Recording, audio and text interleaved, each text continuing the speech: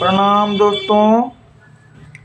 दोस्तों हम बात करेंगे आज के परमपिता परमात्मा हमारी हर एक कर्म को कैसे देख लेता है। क्योंकि हम गलत काम तो चोरी छुपे करते हैं, फिर भी परमपिता परमात्मा हमारी गलत कर्मों को कैसे देख लेता है। तो दोस्तों, चित्रगुप्त हमारे दोनों कंधे पे बैठे हुए हैं। जब बालक 5 वर्ष के हो जाता है, उसके बाद उसके हर एक कर्म को दोस्तों लिखा जाता है। वो भी अच्छा बुरा जो भी करता है वो लिखा जाता है। और जो परमपिता परमात्मा की भक्ति, उसकी इबादत करते हैं दोस्तों, वो सारे बंधनों से मुक्त रहते हैं। उन्हें कुछ भी नहीं लगता, क्योंकि उन्होंने समस्त कर्म परमपिता परमात्मा को समर्पित कर दिए हैं। तो उसके लिए कहा गया है कि हद तजै सो औलिया और बद तले जो पीर, हद और वजह दोनों तरह ताको नाम है फ़कीर। तो दोस्तों, जो संत महापुरुष रहते हैं दोस्तों, समस्त कर्म परमपिता परमात्मा को समर्पित कर देते हैं। बहुत से लोग कह देते हैं कि समस्त काम जब परमपिता परमात्मा ही कर रहा है, भगवान कर रहा है, तो हमें अपने गलत काम करने पर हमें दंड क्यों मिल जाता है, उसकी सज़ा क्यों मिल जाती है। तो दोस्तों, उसका सबसे बड़ा कारण इसलिए हमें सज़ा मिल जाती है क्योंकि हम कर्ता बने बैठे हैं कि ये मैं कर रहा हूँ। दोस्तों, करने वाला तो वही है, अपन तो केवल कठपुतली हैं और एक माध्यम बन गए हैं दोस्तों। तो मैं दोस्तों आज आपको बुल्ले शाह के जीवन की एक घटना बताने जाऊंगा, जिसे आप समझने से बहुत गहराई से आप समझोगे तो आपका जीवन एक अलग मार्गदर्शन में जाएगा। तो एक बार बुल्ले शाह बैठे थे और खेत की गुड़ाई कर रहे थे, कुछ पौधे लगा रहे थे। तो बादशाह के सेना निकली तो पूछती, वो खाना खेत की बुड़ाई करके खाना खाने लगे। तो वो देखने लगे कि जे तुम क्या कर रहे हो, रोजा के टाइम पर खाना क्यों खा रहे हो, तुम कौन हो। तो उनने कही, ना मैं हिंदू हूँ, ना मुस्लिम हूँ, ना सिख हूँ, ना ईसाई हूँ। तो बादशाह के सैनिकों ने समझा ये तो कोई पागल है। तो वो आगे चले गए। जब आगे और लोगों को देखा तो वो खाना खा रहे थे, तो उनने पूछी तुम कौन हो। तो उनने कह दी मैं मुसलमान हूँ। तो उनको दोस्तों सेनाओं ने बहुत मारा कि रोजाओं के टाइम पर खाना खाते हो। तो वो फिर जब बुल्ले शाह से पूछने आए, जो उनके मित्र वगैरह थे, कि खाना तो तुम भी खा रहे थे, लेकिन हमें क्यों मारा और तुम्हें क्यों नहीं मारा। तो बुल्ले शाह ने दोस्तों बहुत ही सुंदर जवाब दिया कि तुम कुछ बने होगे इसलिए तुम्हारी मार पड़ी। तो बोलने की मतलब कि तुम हिंदू बने होगे या मुसलमान बने होगे, सिख बने होगे, ईसाई बने होगे। तो दोस्तों, जो सीमाओं में बंधे हुए हैं दोस्तों, अब उस मालिक से, परम पिता से, परमात्मा से नहीं जुड़े। जब दोस्तों उससे जुड़ जाता है जो व्यक्ति, उसका कोई धर्म, कोई मजहब, कोई जाति, कोई पंथ नहीं बचता।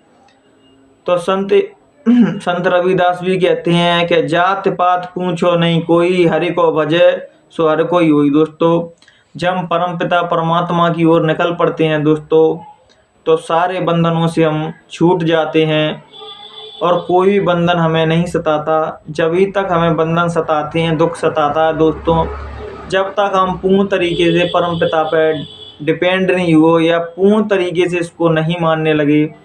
मैं आप सभी से अनुरोध करूंगा हाथ जोड़ के कि आप परमपिता परमात्मा को किसी भी रूप में माने, निराकार माने या साकार माने, आपके जीवन में अच्छाई जरूर आना चाहिए।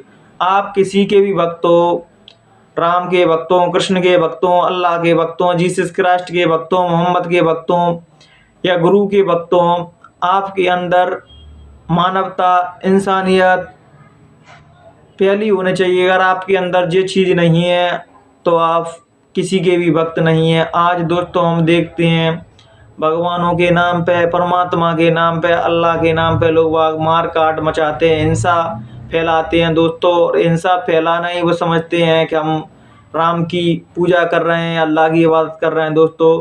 किसी महापुरुष ने नहीं कहा कि आप किसी को मारो काटो, किसी भी जीव को सताओ।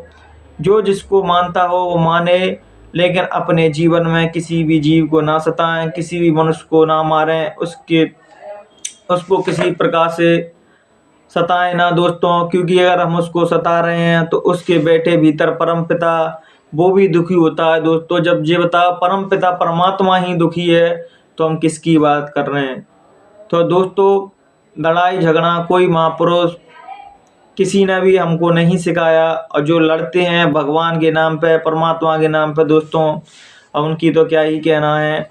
वो अधूरा परमात्मा को जानते नहीं हैं और लड़ने चले जाते हैं। जी बताओ, समस्त कायनात, समस्त संसार परमपिता परमात्मा ने ही बनाया है।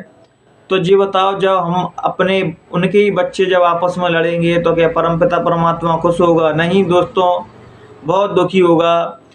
जो भी महापुरुष इस धरा से चले गए हैं वो इस मानव को देखते होंगे तो बहुत ही पछताते होंगे, मैंने मनुष्यों को क्या बनाया और क्या बन के बैठ गए। आज हम भागवत, रामायण, कथा वगैरह, सत्संग वगैरह सुनने जाते हैं दोस्तों, तो अपने जीवन में नहीं उतारते दोस्तों उसको। कि देखो, राम की कथा सुनने तो जाते हैं रामायण, लेकिन राम की कही हुई बातों को नहीं मानते, कृष्ण की कही हुई बातों को नहीं मानते। गुरु के सत्संगों में जाते हैं लेकिन गुरु की ही बात नहीं मानते दोस्तों।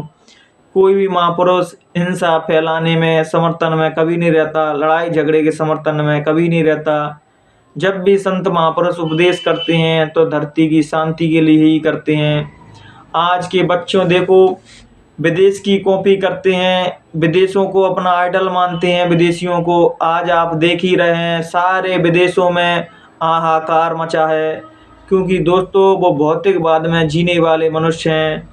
हमारे भारत में बच्चे बच्चे में वो किसी भी रूप में मानता हो, लेकिन परमपिता परमात्मा को जरूर मानता है। जो बच्चे भौतिकता की दौड़ में दौड़ रहे हैं या भौतिकता को ही सब कुछ समझते हैं दोस्तों, तो वो एक बार टीवी न्यूज़ चैनल खोलें और विदेशों की हालत देखें कि विदेशों की क्या हालत हुई बैठी है दोस्तों। हमारे महापुरुष गुरुदेव ने तो पहले ही कहा दिया था कि विदेशों में ऐसा कोहराम मचेगा, मुस्लिम कंट्रियां रोएंगी चिल्लाएंगी। अगर आप शाकाहारी नहीं होते दोस्तों तो बहुत ही परेशान रहेंगे। किसी भी मजहबी किताब में, किसी भी धर्म में मांस खाना, दारू पीना दोस्तों नहीं कहा गया है। जो लोग ऐसा काम करते हैं दोस्तों वो बहुत ही पछताएंगे, क्योंकि आगे समय खराब आने वाला है दोस्तों।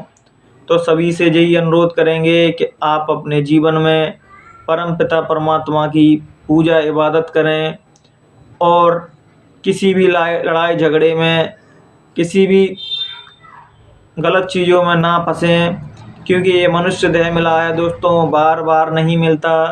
84 लाख योनियों में भटक के ये मिलता है।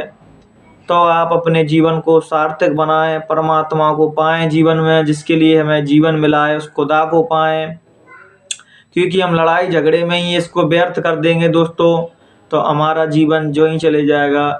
तो मैं अपने विचारों में अंतिम में यही कहूँगा कि आप अपने जीवन में परमपिता को मानें, किसी भी रूप में मानें, और आप अपने जीवन में सुख में रहें, मंगल में रहें, यही मैं कामना करूँगा। प्रणाम दोस्तों।